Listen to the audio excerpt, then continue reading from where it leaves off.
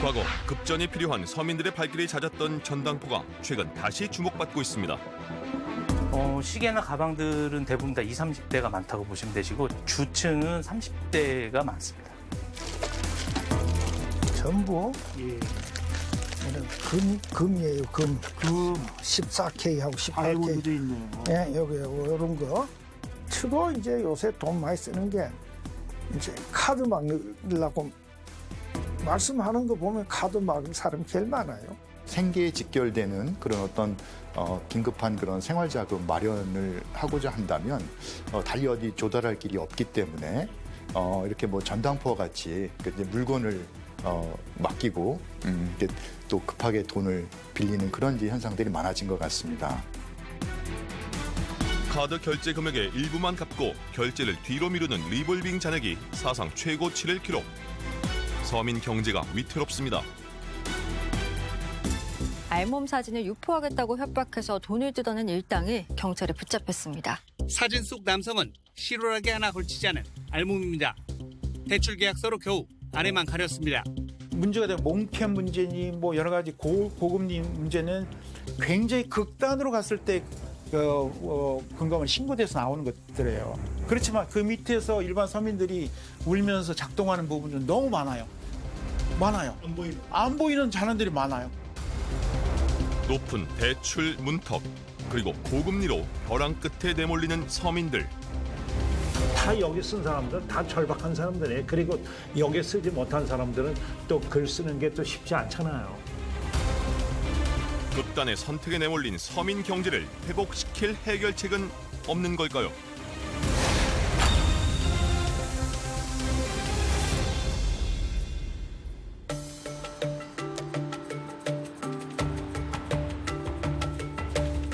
서울의 한 전당포를 찾았습니다. 입구부터 오랜 세월이 느껴지는데요. 안녕하세요. 아이고, 안녕하세요. 예, 연암집에서 왔습니다. 예. 아이고, 이게 오래된 것 같이 느껴지네요. 예, 좀 오래됐어요. 연령층, 맡기시는 분들의 연령층 어떻게 되나요? 저희 집은 보통 30대만 90년생인데요. 별로 없어.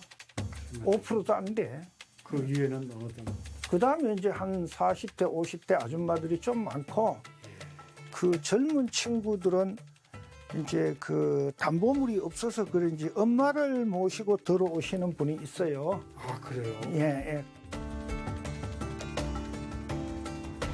43년째 한자리에서 전당포를 운영하고 있는 송정익 사장. 지금도 손님들의 발길이 끊이지 않고 있습니다. 전당포에서 쓰이는 물건들이 서민들의 애환이 담겨 있는 것 같습니다.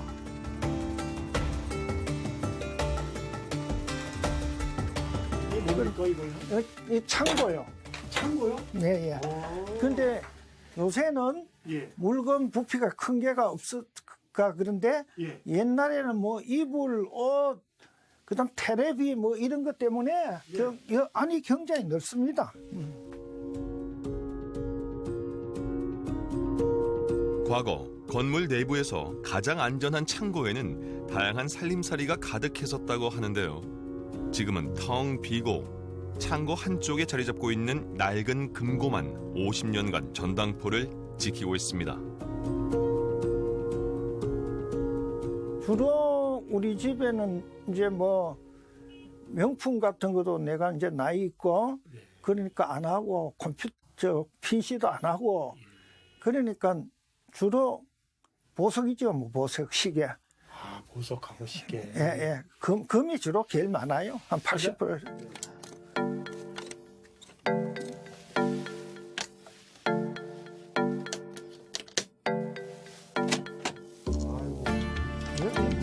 이중 잠금을 해놓은 금고를 열자 고객들이 맡긴 담보 물건이 빽빽하게 들어차 있습니다. 기어놓습니다. 뭐 하나 좀 보여줄 수 있는 게 있으세요? 아, 이게 뭔가요? 자, 이게 이제 전부 예. 이런 금이에요. 금 14K하고 18K. 아이고도 있네요. 예, 여기 이런 거. 예. 그다음에 요게 이제 그 시계라고. 시계. 예. 요거. 예. 이게 이제 여성용 시계네요. 예. 이런 거는 예. 그 지금 중고로도 몇백만 원 가요. 예, 이 얼마. 종이는 뭔가요, 이게? 이게 이제 원본은 요거는 밑에 이제 보일 수 있어요? 저거 해가지고 쓰는 거예요, 위에다가. 뭐라고 씁니까? 아니 요 종류하고 뭐 이름하고 다 쓰고, 원본은 손님 드리고 요거는 우리가 또 보관하는 거예요. 이 주인은 누가 맡기신 거예요? 어떤 분이? 아줌마가 한 40대 중반. 어떤 사연이 있으셔가지고 이렇게 급전이 필요하신지. 그렇게는 자세하게는 모르는데 대체적으로 이제 그 요새 사업 자금이 자영업 하는 사람들이 많이 와요. 이 정도면은 그러면 어느 정도 대출이 가능한가요? 요게 한 돈 1,000만 원 썼는 거예요. 이게 돈 1,000만 원이요? 예. 코로나19 이후 경기 침체와 함께 고금리가 장기화되자 최근 전당포에 물건을 맡기고 돈을 빌리는 사례가 늘고 있습니다. 이름과 연락처, 대출 금액 등을 손글씨로 빼곡하게 기록해놓은 장부. 현재 이곳 전당포에서는 300여 명의 고객들을 관리하고 있습니다. 주로 이제 요새 돈 많이 쓰는 게 이제 카드 막으려고 말씀하는 거 보면 카드 막는 사람 제일 많아요. 카드 막는 날 때만 많이 맡기고, 또 카드 막고 나서 또 현금 뭐 그게 되는가 봐요, 융통이. 그 또 찾아가고 뭐 그러더라고요. 고려사에 언급될 만큼 역사가 긴 전당포. 하지만 신용카드 보급 등으로 전당포는 점차 사양길로 접어들었습니다. 그런데 글로벌 경제 위기와 코로나 사태 등으로 전당포가 다시 서민들에게 주목받고 있는 겁니다. 전당포를 포함한 등록 대부 업체 수가 2018년 6,810곳에서 2022년 상반기 말 기준 7,820곳으로 14.8%나 증가했습니다. 또한 금융감독원에 따르면 전당포를 포함한 대부업체 담보대출 잔액은 2020년 14조 5억여 원에서 2022년 15조 9억여 원으로 증가했고, 2023년 상반기 이미 14조 원을 넘어선 것으로 조사됐습니다. 지금 뭐 우리나라 경제가 이제 뭐 고금리, 그다음에 뭐 고물가 상황이 지속되고 있어서 상당히 이제 가계에 많은 이제 경제적인 어려움이 가중되고 있고요. 이제 그러다 보니까 생계에 직결되는 그런 어떤 긴급한 그런 생활자금 마련을 하고자 한다면 달리 어디 조달할 길이 없기 때문에 이렇게 뭐 전당포와 같이 이제 물건을 맡기고 이렇게 또 급하게 돈을 빌리는 그런 이제 현상들이 많아진 것 같습니다.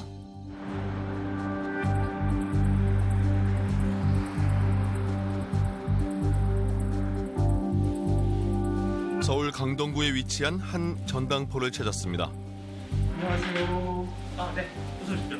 오, 여기가 전당포가 맞나요? 네, 맞습니다. 굉장히 깔끔하네요. 전당포도 세대가 바뀌면서 분위기도 확 바뀌었습니다. 최근엔 이른바 IT 전당포로 불리는 현대식 전당포가 서울 강남 등 주요 상권에서 운영되고 있습니다.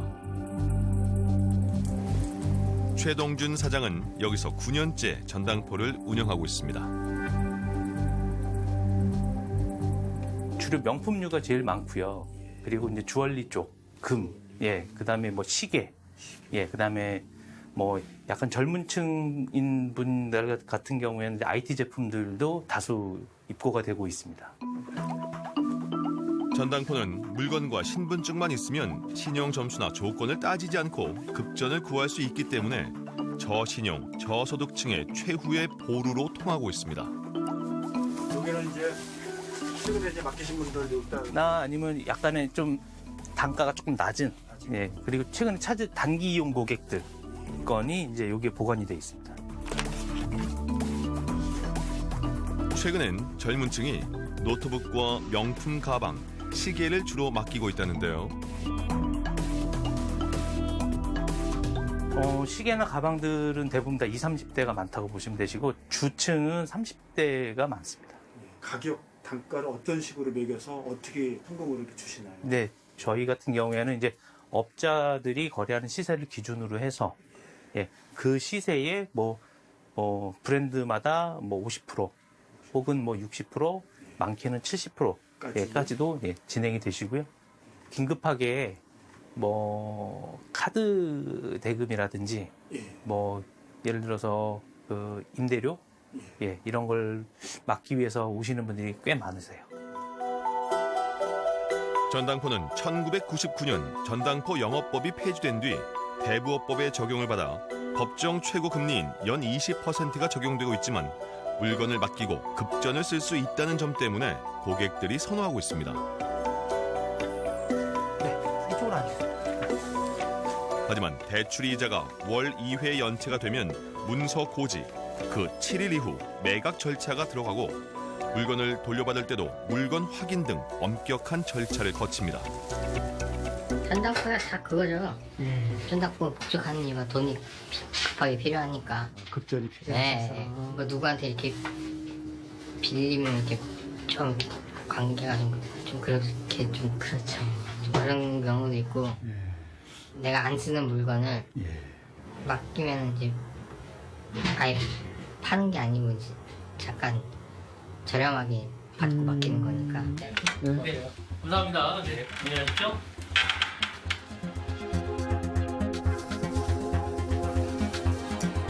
고금리와 경기 악화, 취업난이 장기화되면서 카드 결제 금액의 일부만 갚고 결제를 뒤로 미루는 리볼빙을 사용하는 서민들이 늘고 있는데요. 리볼빙 잔액이 2021년 6조 1천억 원대에서 지난해 10월 말 기준 7조 5천억 원을 넘으며 관련 공시집계 이래 역대 최대치를 기록했습니다. 15%에서 18%대에 이르는 높은 금리에도 불구하고 리볼빙을 사용할 만큼 대출 상환 능력이 떨어졌다는 것을 의미합니다. 작년 2분기까지의 자영업자의 전체 채무액은 약 723조입니다. 코로나19 이전에 2019년에 481조에 비해서 무려 242조나 늘어난 수치입니다. 따라서 자영업자의 채무 불이행 금액도 2022년을 기점으로 해서 크게 늘어나면서 작년 상반기에만 약 9조 1천억 정도, 그리고 2019년 대비해서는 약 2.5배나 늘어나게 됩니다. 우리나라의 GDP 대비 가계부채 비율은 2017년 92% 대비 2022년 16.2%포인트 증가한 108.2%로 증가했는데요. 26개국 중 유일하게 두 자릿수대 증가폭을 보였습니다. GDP 대비 기업 부채 비율은 2017년 대비 147%에서 2022년 173.6%로 뛰었고 경제의 버팀목인 중앙정부 부채는 2022년 54.3%를 기록해 6년 전 40.1%보다 14.2%포인트 증가했습니다. 코로나19를 거치면서 가계부채 규모의 증가세도 두드러집니다. 지난해 1분기 말 기준 세종시, 서울시, 경기도의 차주 1인당 가계부채가 1억 원이 넘고 전국 평균 8,900만 원으로 집계됐습니다. 투병과 생활고에 극단적인 선택을 한 수원 세무녀가 정부의 복지 고위험군에 포함되지 않았던 것으로 드러났습니다. 극단적 선택을 한 수원. 잇따라 벌어지는 비극적 사건은 2014년 송파 세모녀 사건 이후 달라진 게 없는 사회 안전망의 사각지대를 보여주고 있다고 지적하고 있는데요. 현재 생계급여를 받으려면 가구의 소득 인정액이 기준 중위소득의 30%보다 낮아야 하고 부양 의무자가 없어야 합니다. 소득 기준으로서 얼마 미만일 경우에는 지원하고 거기를 1원이라도 넘으면 지원하지 못하는 경직적인 우리나라의 현재 기초생활보장제도의 특성인데요. 실제 소득이 없거나 적음에도 불구하고 그런 혜택을 받지 못하는 사각지대가 생길 수밖에 없는 그런 원인이 되고 있습니다.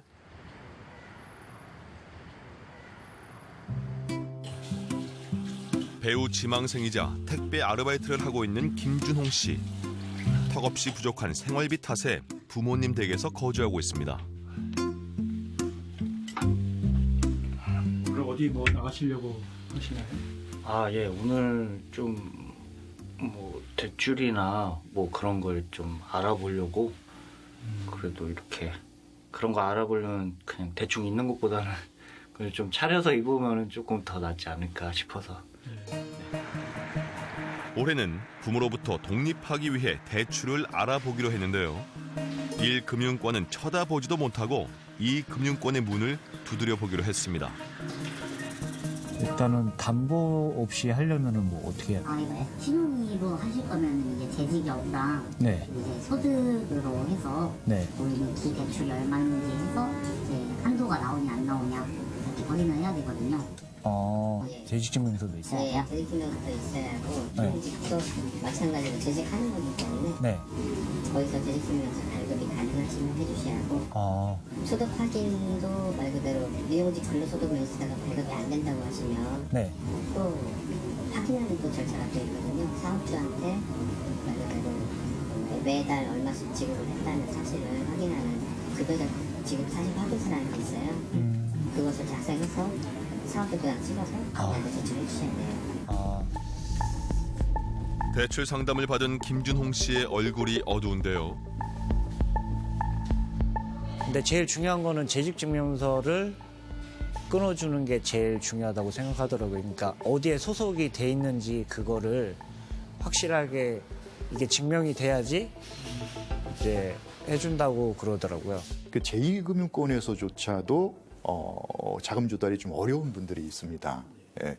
그럼 여전히 제2금융권이라 하더라도 뭐 어느 정도 이제 갚을 상환 능력이 되는지를 다 보거든요. 그리고 기본적으로 이제 그 신용도를 평가할 때 이제 가장 많이 참고를 하는 것이 이제 어떤 소득에 관한 이제 지표들인데 어떤 소득 원천이 불분명하고 하다면 주로 이제 직업과 연관이 되겠죠. 그러다 보면은 그런 그 어떤 소득이 충분치 않아서 전혀 이제 그 자금이 필요함에도 빌릴 수 없는 그런 일들이 이제 많아지는 것이죠.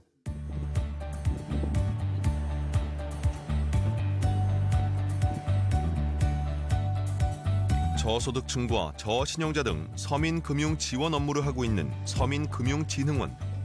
서민들의 가계부채 관리나 제도권 금융을 이용할 수 있는 중간 역할을 하고 있는데요. 지난해 출시된 소액 생계비 대출은 폭발적인 반응을 일으켰습니다.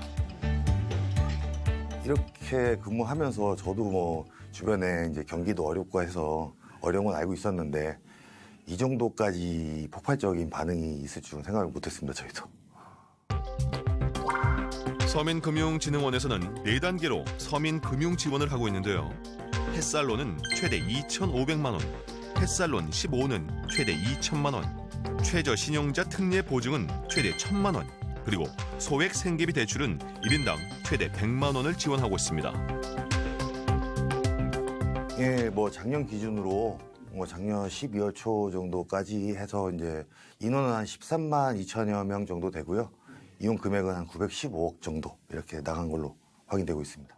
알몸 사진을 유포하겠다고 협박해서 돈을 뜯어낸 일당이 경찰에 붙잡혔습니다. 돈을 갚지 못... 급전이 필요한 저신용자들을 협박한 미등록 대부업체가 작년 6월 검거됐습니다. 연 3,000%가 넘는 살인적인 이자를 요구했고 담보로 나체 사진과 주민등록증, 지인의 연락처까지 요구한 불법 사금융 업체. 피해자들이 돈을 갚지 못하자 지인들에게 나체 사진을 유포하고 돈을 대신 갚으라고 협박했습니다. 그리고 피해자의 가족 사진을 성매매 전단지와 합성해서 유포하는 등 엽기적인 행각으로 충격을 줬는데요. 일당은 협박용 방음 부스까지 설치해 피해자들을 괴롭혔습니다. 신용도둑 같은 경우에는 만약 신용 불량자로 되어 있는 사람이 또 생계를 써야 된다. 그러면 제도권 대부업체조차도 대출이 안 됩니다. 그럴 경우에는 불법 사금융 문제가 되면 몽骗 문제니 뭐 여러 가지 고금리 문제는 굉장히 극단으로 갔을 때 금감원 신고돼서 나오는 것들이에요. 그렇지만 그 밑에서 일반 서민들이 울면서 작동하는 부분은 너무 많아요. 안 보이는 잔원들이 많아요.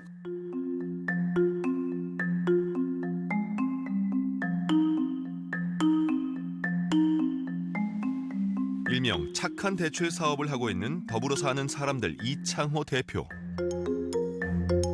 그의 눈에 들어온 상담 사연들은 그야말로 기가 막힐 따름입니다. 불법 사금융으로 인생 자체의 위기를 맞은 수많은 사연들이 화면을 가득 메우고 있습니다.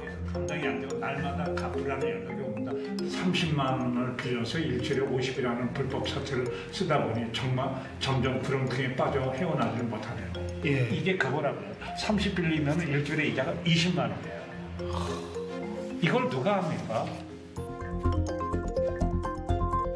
지난해 1년간 들어온 대출 요청 사연이 7천 건이 넘었습니다. 지난 그 11월 말부터 이때부터 갑자기 늘어났어요. 그러니까 어려운 사람이 많이 늘어났다고 봐야죠. 재직 증명서, 변제 계획안, 그리고 자신의 얼굴 사진까지 남긴 한 사연자의 화면이 긴급함을 호소하고 있습니다. 다 여기 쓴 사람들은 다 절박한 사람들이에요. 그리고 여기 쓰지 못한 사람들은 또 글 쓰는 게 또 쉽지 않잖아요. 그러니까 또 안 한 거죠. 이창호 대표가 지난 2011년 설립한 더불어 사는 사람들은 후원자들이 기부한 기금을 바탕으로 급전이 절실한 서민들에게 무이자로 돈을 빌려주는 비영리 단체입니다. 1차에는 한 30만 원을 빌려줘요. 그래서 잘 갚으면 점점 올라가서 최대 300만 원까지 하죠. 네네. 이자율은 어떻게? 저희는 무이자죠. 무이자. 네네.